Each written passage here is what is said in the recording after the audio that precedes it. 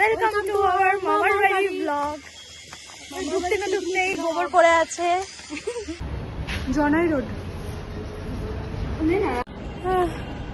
কিছু বলতে চাও? দাঁড়াও,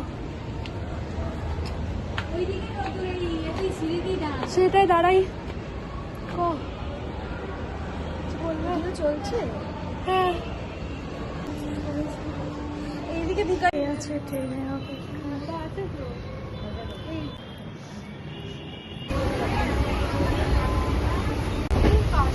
না আগা জায়গায়।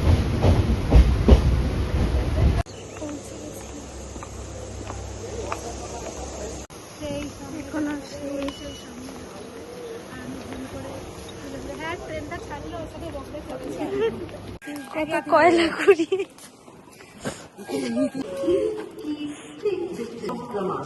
দেখা দেখা।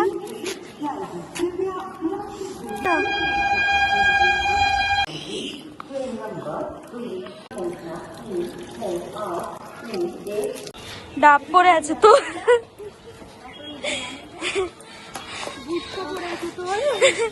মা বলছিল যে ওইদিকে এই যে ওটার মাঝখান দিয়ে যেতে হবে, কারণ অতটা সিঁড়ি মা হাঁটতে পারবে না। আমরা বলেছি যাবো, আমরা বলেছি সিঁড়ি না আপনি কমে যাবে, কাটা করে গেলে আমরাই নেবা। আমরা বাড়ি থেকে জনাই এসছি, এটিএমের টাকা তুলতে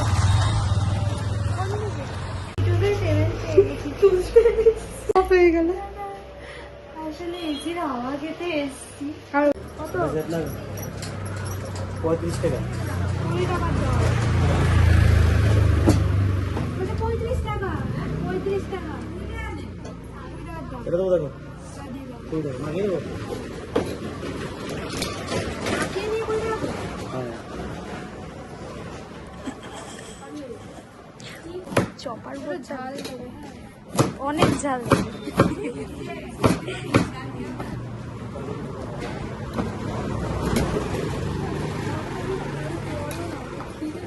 আমরা একবার সে মুর্শিদাবাদে যখন গিয়েছিলাম, যখন খেয়েছিলাম মনে আছে? ওটা সব থেকে সেরা ছিল। ওটা জীবনে প্রথমবার খেয়েছিলাম।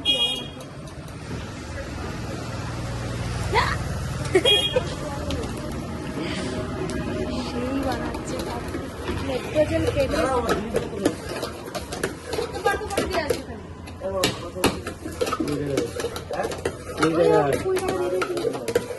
উড়ে গেলে তখন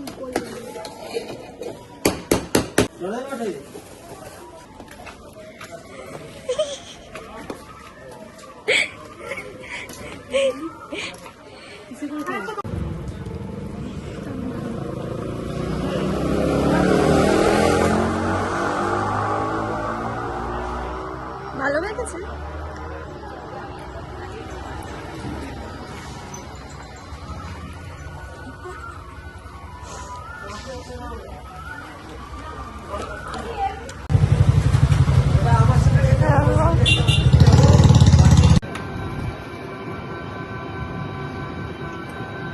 এটা আমার দাদুর জমি ছিল, এখন দাদুর বাবার হয়ে গেছে।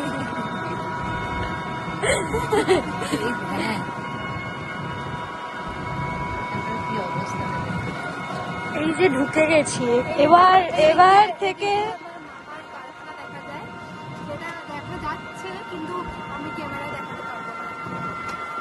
এখান থেকেই সব গ্রিন গ্রিন গ্রিন গ্রিন শুরু।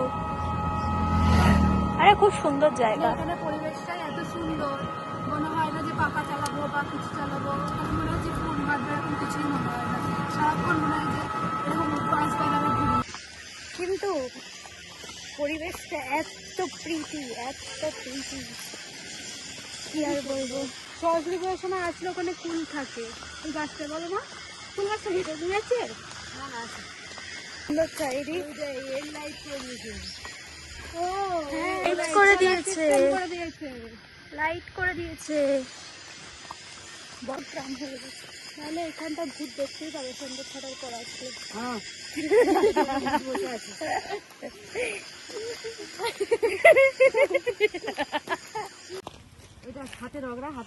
এই যে কালো সর্ষে পড়ে গেল, এই যে টেকনিক।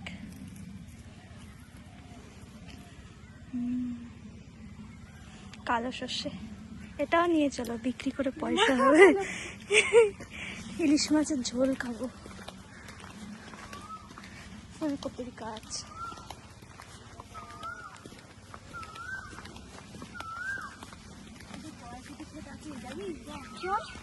চলো।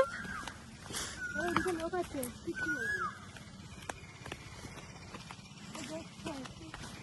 হাই হিল পরে কড়াইশুঁটি চুরি করতে যাচ্ছি।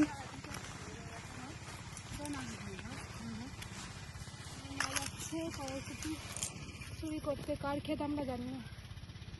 আসলে এই কড়াইশুঁটি আমরা এত মিস করি। আমরা প্রতি বছর সরস্বতী পুজোর সময় আসি, এই কড়াইশুঁটিগুলো মানে এত মিষ্টি হয়, এত মিষ্টি হয় কি বলবো, মানে কাছাকাছি আমরা তুলি যে কত খেতে থাকি, কত খেতে থাকি। এমন খাই মানে আমরা খোলাগুলোও চিবিয়ে যাই এরকম আর কি। আমাদের ভীষণ ভালো লাগে। এই আর আমরা আস্তে আস্তেই মাকে বলছিলাম যে আমরা কড়াইশুঁটি পাবো না, বললো যে না, তো আনফর্চুনেটলি আমরা পেয়ে গেছি। বাই গড পেয়ে গেছি।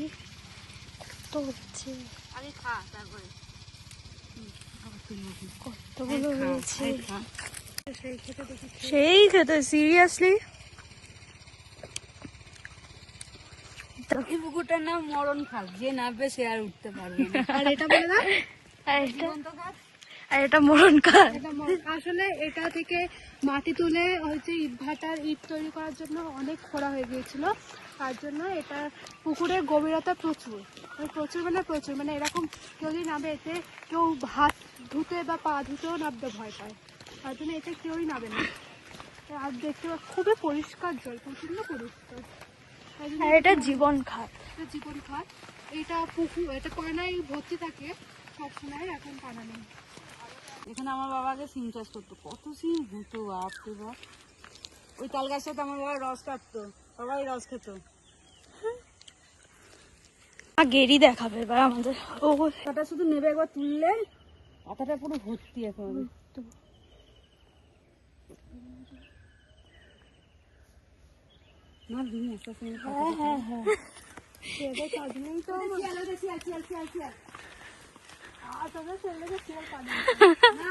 ওই তো দাঁড়িয়ে আছে এখনো। শিয়াল না কুকুর বোঝা মুশকিল। শিয়াল ছোট্ট পানা দেখছো না, মুখটা সরু পানা।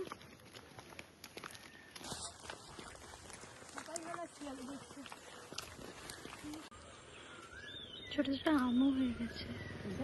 উপর দিকে দেখো,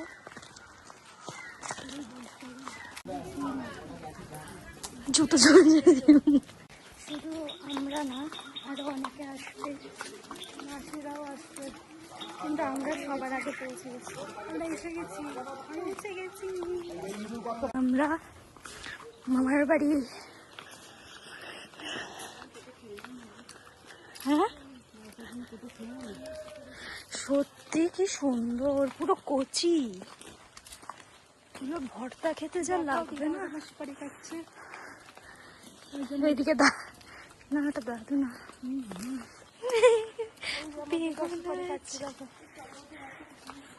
চলে এসছি।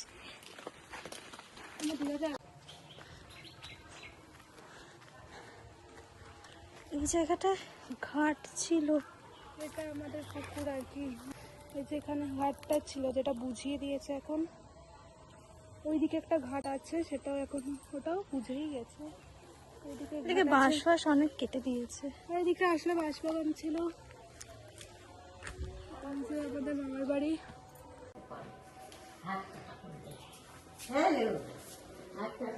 চলে এসছি। ও মাই গড, দিদা ওই কবুতরটা সাজিয়ে রেখেছে আবার। এই কবুতরটা আমি কালী পুজোর সময় আমি চুরি করে দিয়েছিলাম প্যান্ডেল থেকে।